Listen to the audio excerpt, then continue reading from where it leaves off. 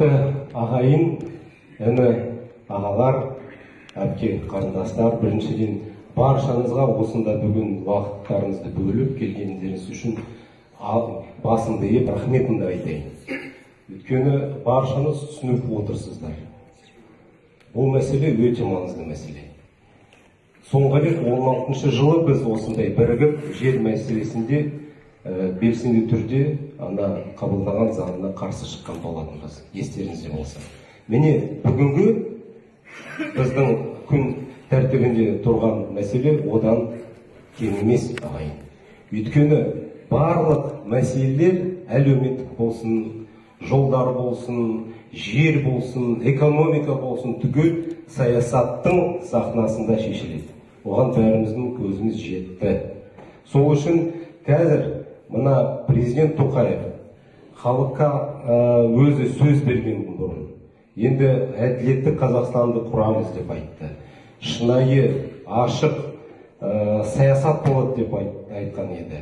Міне өзінің бұрын халықтың алдында берген сөзін бұзып жатыр.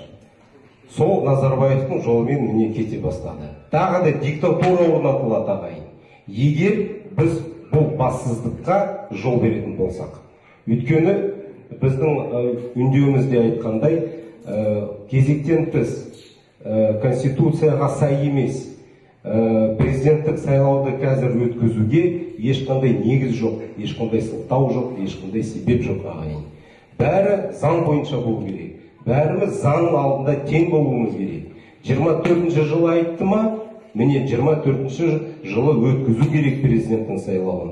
Ал одан бұрын сайлау туралы заңды, конституциямызды, партиялар туралы заңдарды түгел реттеп басқаша қабылдау керекпіз. Сол жұмысқа қоғамдық өкілдерін кіргізу керек. Енді мен тікелей Қасым-Жомарт Кемелұлы Тоқаевты үндеу тастайын деп отыр. Бәрібір көресіз бұны. Президент мырза Қасым-Жомарт Кемелұлы, сіз осы лауазымға келген кезінде халықтың алдында сөз бергендеріңіз. Енді бәрі адал болады, ашық болады, халықпен ақылдасып отырамыз деп айтып отырсыздар. Айтып едіңіз. Енді міне өз берген сөзіңізді бұзып отырсыз. Ол миға сыймайтын нәрсе. Ол бассыздық деп білем. Ол халықты алдау деп білем. Сондықтан біз бұған жол бермейміз. Қазақ деген сөзге тоқтайтын халық еді. Сондықтан алдымен біз сіздерге КНБ болсын, барлықтар болсын, алдымен сабырлы түрде айтып отырмыз. Қателікті жасамаңыздар. Халықтың болашаққа, біздің бәріміздің ұрпағымызға болашаққа балта шаппаңыз. Өйткені диктатураға енді біз ешкім жол бермейміз. Естеріңізде болсын. Егер біздің сабырлы, парасат түрде үндеуімізді тыңдамасаңыздар, ертең түгел Қазақстанды көшеге шығаруға мен өз басым барлығымыз ат салсамыз. Қолдайсыздар. Енді ұзаққа созбай, Алла разы болсын, тағы да айтарым. Мен білем, халық бізге үмітпен қарайды. Міне, бірігіңдер айтып жүрдіңіздер ғой. Міне, біріктік. Өйткені мақсат бір. Мен өз басым Марғұлан Сейсенбайды чатымызға қостым. Алмасбек Садырбайды чатымызға қостым. Осында отырған Серікжан Мәбиталинді чатымызға қостым. Түгел жеке амбициямызды, ренішімізді тастап, осы халыққа өте маңызды жағдайының үстінде болып, біз бірігуіміз керек. Әрі қарай адал шарттар орнатылса, бір-бірімізді әлі дебатқа да шығаруы мүмкін, әлі пікірталас болуы мүмкін. Ол заңды нәрсе.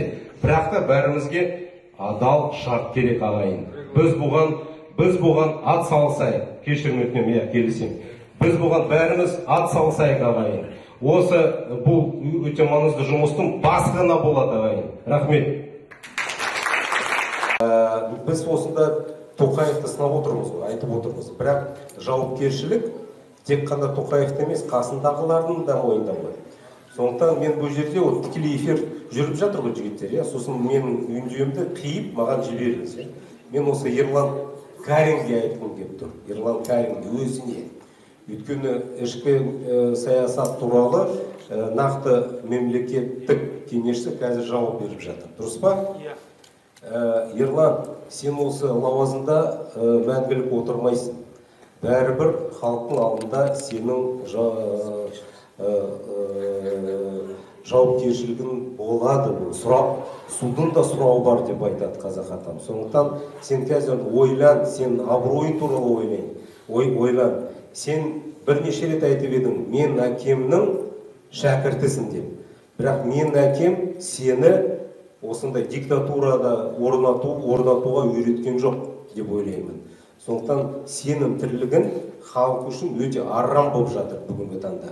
Өйткені бұндай конституцияға өзгерістер, мерзімнен тыс сайлау, ол біздің баршамыздың ұрпағымызға, болашағымызға балта шабу деп білемін. Өйткені диктатура орнына мерзімнен тыс сайлау арқылы ешіне шешілмейді. Жастарда шанс өмірге болмайды. Шанс болмайды, мүмкіндік болмайды. Сондықтан сен осы райынан қайт, халыққа жақын бол. Арам тірлігін жасама, бәрібір біз бұған жол бермейміз. От саған менің сөзім.